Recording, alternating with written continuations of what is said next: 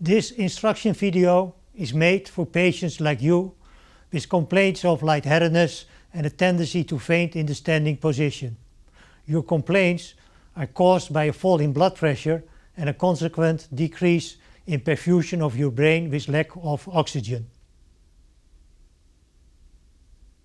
With the maneuvers that we're going to teach you in this video, we expect that your complaints will diminish or even disappear. When you stand up, blood is displaced from the chest to the lower parts of the body. As a consequence, there is less blood available for the heart to pump, and the circulation in the standing position is less stable than when you are supine, like lying in bed. This figure is a continuous tracing of blood pressure in a healthy person that stands up. In the supine position, blood pressure is stable. When he stands up, there is an initial fall in blood pressure with a low blood pressure after about 15 seconds.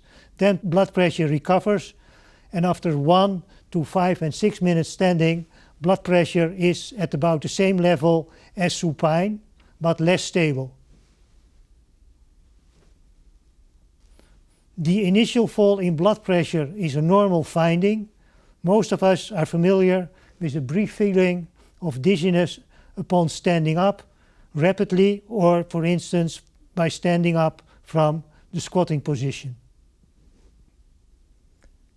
Fainting can occur in healthy persons even if they're very fit, like in this guard who fainted during prolonged standing. Fainting in guards occurs because too much blood is pulled in the legs during prolonged standing.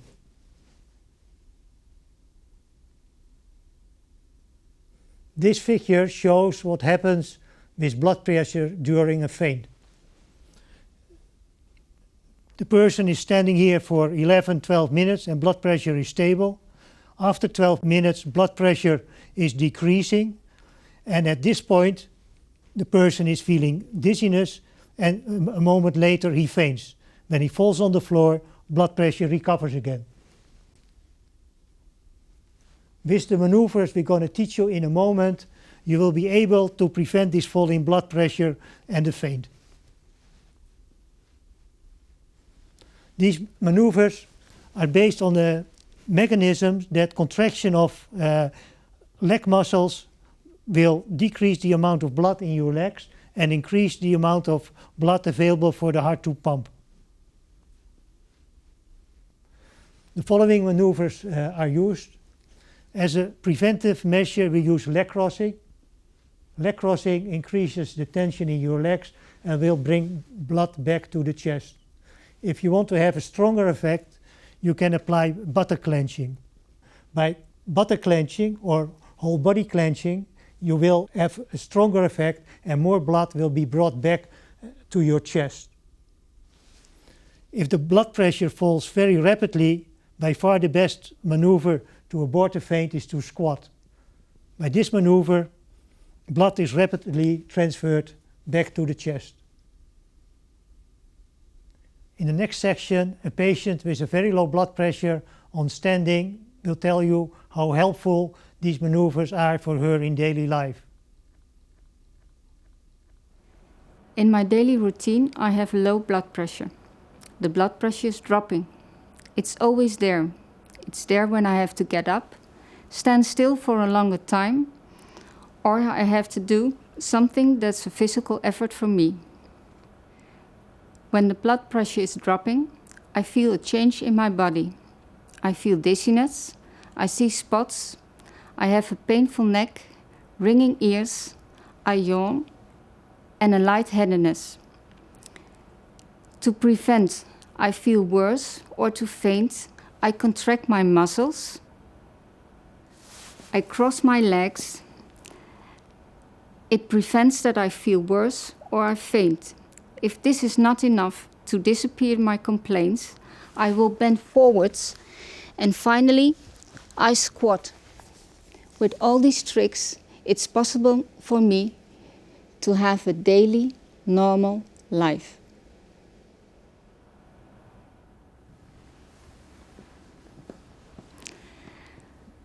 I learned by listening to my body and by trial and error, because I wanted to live a normal life as good as possible.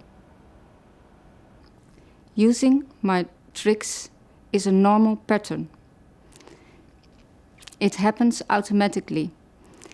I use it at the schoolyard, waiting in a row, wherever I need it.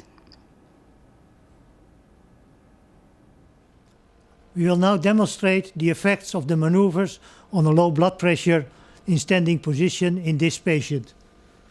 In patients that faint, blood pressure drops to very low values only occasionally, but in this patient, blood pressure falls every time she stands up. She's therefore an excellent candidate to show you the effects of the maneuvers on a low blood pressure.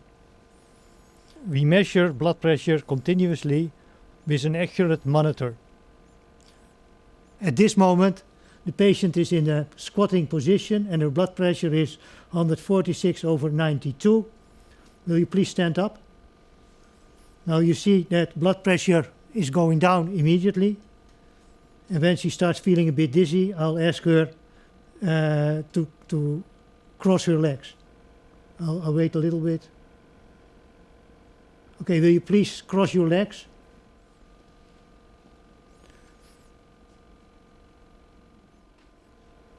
You now can see that blood pressure increases.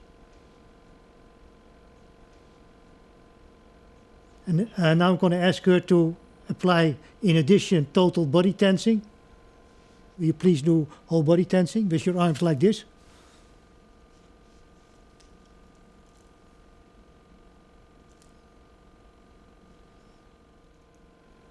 And you see that immediately blood pressure is going up much more.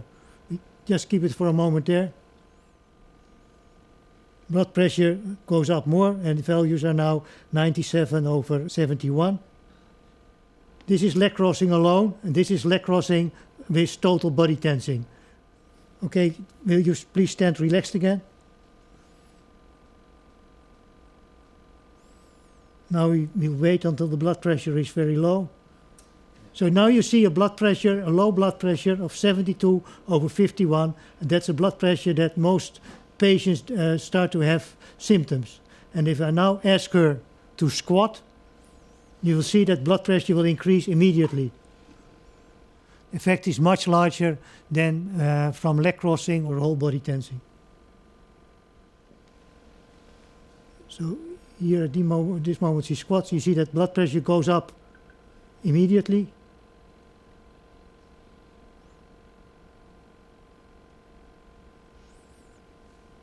To the values she had previously. So to sum up, standing leg crossed is helpful as a preventive measure or as a measure if you feel a bit faint. If you feel a bit more faint, additional whole body tensing is helpful. If you think you're really gonna faint, squatting is by far the best maneuver to apply.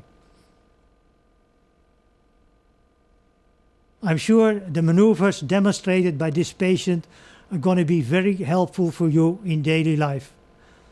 Good luck with applying them.